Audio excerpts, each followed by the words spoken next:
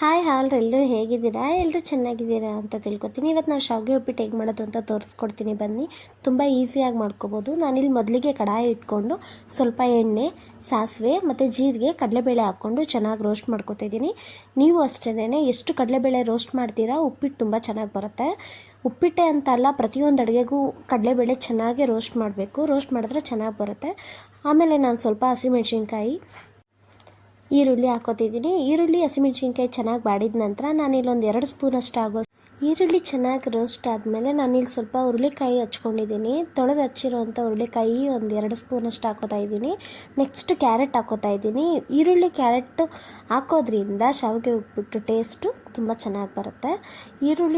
ಈರುಳ್ಳಿ ಜೊತೆಗೆ ಹುರುಳಿಕಾಯಿ ಮತ್ತು ಕ್ಯಾರೆಟು ಆಯಿಲಲ್ಲಿ ಚೆನ್ನಾಗಿ ಫ್ರೈ ಆಗಲಿ.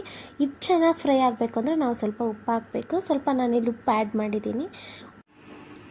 ತರಕಾರಿ ಚೆನ್ನಾಗಿ ಬೇಯೋ ತನಕ ನಾವು ಸ್ವಲ್ಪ ಲೋ ಫ್ಲೇಮಲ್ಲೇ ಬೇಯಿಸಬೇಕಾಗತ್ತೆ. ಲೋ ಫ್ಲೇಮಲ್ಲಿ ಬೇಯಿಸಿದಾದ್ಮೇಲೆ ನಾವು ಇದಕ್ಕೆ ಸ್ವಲ್ಪ ವಾಟರ್ ಆ್ಯಡ್ ಮಾಡಬೇಕಾಗತ್ತೆ. ನಾವು ಎಷ್ಟು ಶಾವಿಗೆ ತೊಗೊಂಡಿರ್ತೀವಿ, ಒಂದು ಬೌಲ್ ಶಾವಿಗೆ ತೊಗೊಂಡ್ರೆ 2 ಕಪ್ಪು ವಾಟರ್ ಆ್ಯಡ್ ಮಾಡಬೇಕಾಗತ್ತೆ. ನಾನಿಲ್ಲಿ ಇವಾಗ ಸ್ವಲ್ಪ ವಾಟರ್ ಆ್ಯಡ್ ಮಾಡ್ತಾಯಿದ್ದೀನಿ.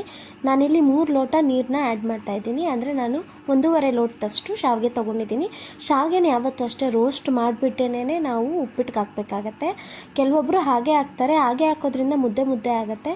ಸೊ ನೀವು ಚೆನ್ನಾಗಿ ಬಾಯ್ಲ್ಡ್ ಆಗಿದ ತಕ್ಷಣ ಶಾವಿಗೆನ ನಾವು ಸ್ವಲ್ಪ ಆಯಿಲ್ ಹಾಕ್ಬಿಟ್ಟು ರೋಸ್ಟ್ ಮಾಡಿ ನಾವು ಯಾವಾಗ ನೀರಿಗೆ ಆ್ಯಡ್ ಮಾಡ್ತೀವಿ ಆವಾಗ ಶಾವಿಗೆ ಚೆನ್ನಾಗಿ ಉದುರಾಗಿ ಬರುತ್ತೆ. ಒಂದು ಸತಿ ನೀವು ಟ್ರೈ ಮಾಡಿ ನೋಡಿ. ಹಾಗೆ ನಾನು ನೀರು ಕುದೀತಿರ್ಬೇಕಾದ್ರೆ ಸ್ವಲ್ಪ ತೆಂಗಿನಕಾಯಿ ತುರಿ ಹಾಕಿದ್ದೀನಿ. ಸೊ ನೀವು ಸ್ವಲ್ಪ ಹಾಕ್ಕೊಳ್ಳಿ.